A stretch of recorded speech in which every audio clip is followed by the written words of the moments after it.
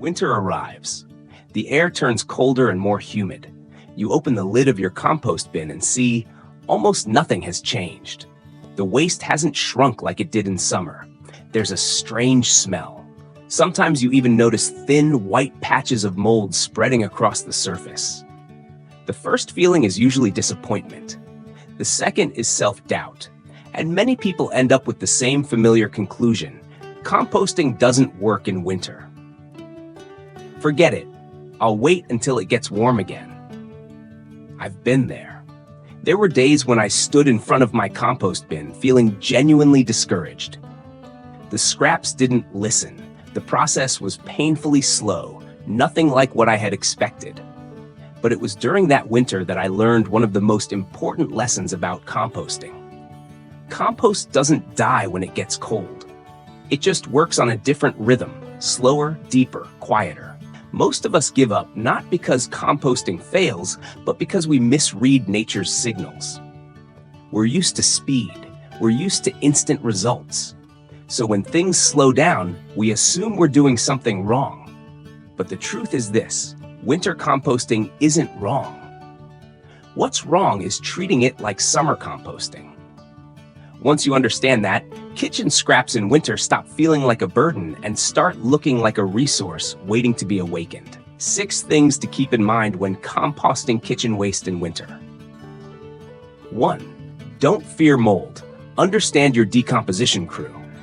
Have you ever opened your compost bin and been startled by white, cotton-like threads or thin layers of mold covering the scraps? Many people panic at this point. Some immediately scoop everything out and throw it away, thinking it's ruined, it's dirty, or even it's toxic. I used to think that way too. Then a friend of mine who works in soil biology told me something very simple: if it doesn't smell rotten, don't touch it. So I started paying closer attention. The smell wasn't foul or sharp. The scraps were slowly softening. White fungal threads appeared more often in cold, damp weather. That's when I realized this wasn't a sign of failure. It was a sign that the ecosystem was doing its job. In winter, fast-acting bacteria slow down, but fungi and mycelium take over. These are quiet workers that specialize in breaking down cellulose, fibers, dry leaves, and vegetable matter. They work slowly but deeply. If you disturb them too much by constantly turning, digging, or exposing the pile, you're actually disrupting the very team that's helping you. Once I understood this, my entire perspective on winter composting changed. I stopped panicking when I saw mold. I learned to observe, to smell, to feel the moisture. Compost became a living system, not just a pile of waste I needed to deal with. 2. A survival rule: never dump kitchen waste alone. If I had to name the biggest mistake beginners make, it would be this: adding only kitchen scraps to the compost. Vegetable peels, fruit skins, leftover rice soup, these are all green materials. They're soft, wet, and nitrogen-rich. In winter, when evaporation slows down, things can easily turn anaerobic. Have you ever had compost that leaks dark liquid, smells sour, and attracts flies or cockroaches? That's not because the waste is dirty. It's because the system is out of balance. Compost doesn't need more waste. Compost needs balance. I remember exactly when things started to change for me.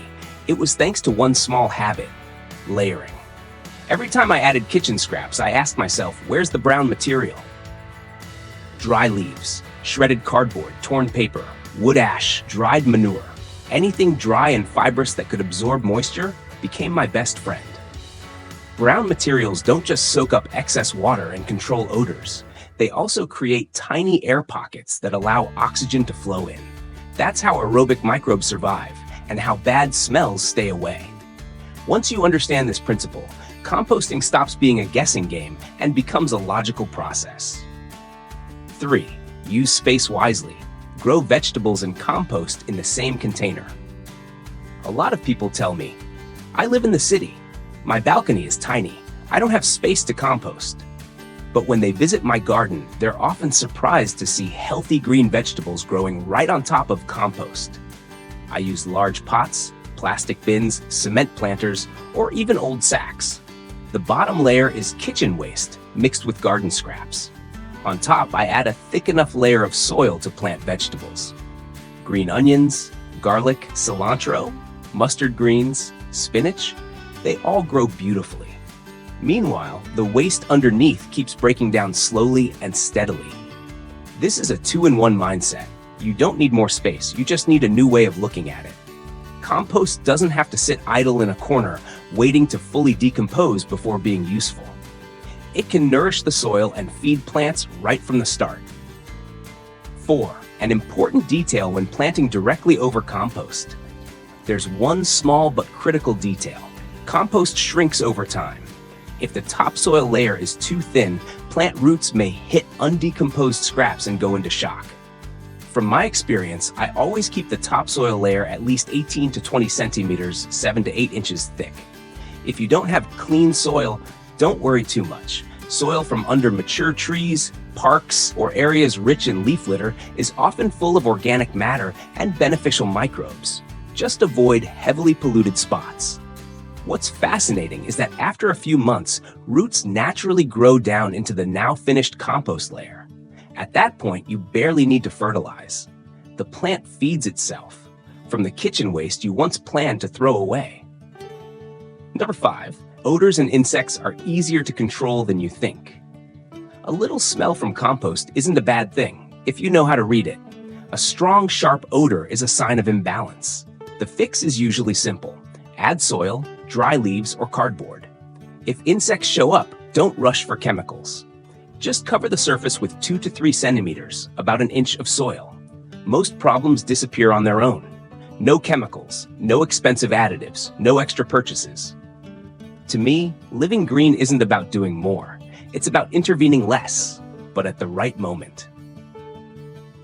6. Time and moisture. Don't rush it. Compost needs time. If you're mostly composting soft materials like vegetables, leaves, and cardboard, you'll see clear changes in about 2 months. If you add woody branches or tougher materials, it may take 6 months or more. Moisture is key. Think of a sponge that's been wet and gently squeezed. Too dry? You can add rice water, plain water, or diluted molasses or bean water. But in winter, the most important thing isn't speeding things up. It's keeping things stable. Cover it well. Turn it less. Give microbes time to adapt. This philosophy reminds me a lot of AI. Speed isn't always better. Sometimes systems need time to learn, self-adjust, and evolve in a stable environment. Compost is the same way. It teaches patience, observation, and respect for natural rules. Looking back on my composting journey, I see one thing clearly. The biggest transformation wasn't just in the soil, it was in my mindset. Kitchen waste isn't waste. It's simply a resource in the wrong place. And winter, instead of being an obstacle, becomes a season for slowing down, observing more deeply, and understanding nature better. Composting regularly brings very real benefits. Household waste is dramatically reduced. Garden soil becomes looser, richer, and better at holding moisture. Vegetables grow stronger, with fewer pests, and you know exactly what you're eating every day. But beyond that, composting builds patience, consistency, and long-term thinking, values that matter deeply in the modern world.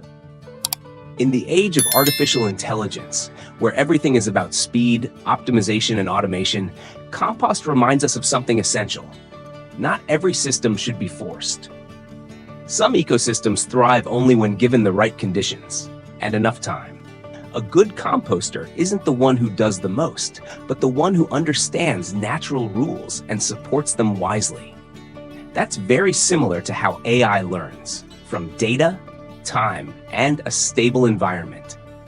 If every household composted, we wouldn't just reduce environmental pressure, we'd also teach our children a new way of seeing waste, soil, and responsibility for the future.